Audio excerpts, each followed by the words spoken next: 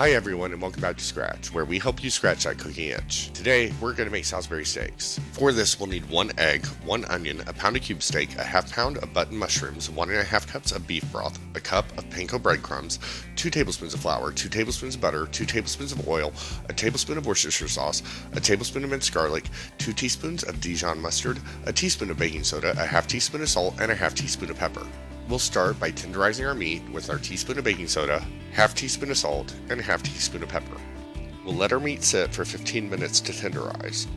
While our meat is tenderizing, we'll peel and dice our onion and slice our mushrooms. Then we'll heat our 2 tablespoons of oil on the stovetop over medium-high heat. While our oil is heating, we'll lightly beat an egg and dip our steaks into our egg and then our breadcrumbs before putting them in our pan to cook for 4 minutes per side. While our steaks are cooking, we'll make our gravy. We'll melt our 2 tablespoons of butter on the stovetop over high heat and stir in our 2 tablespoons of flour, stirring constantly until we have a brown roux. Then we'll add our garlic, onions, and mushrooms before adding in our 1.5 cups of beef broth, tablespoon of Worcestershire sauce, and 2 teaspoons of Dijon mustard. We'll cook our gravy until it's nice and thick, about 6 minutes, stirring occasionally. Then top our steaks with our gravy. I hope you enjoyed this recipe. If you did, please give it a thumbs up and subscribe to my channel for more delicious recipes like this one.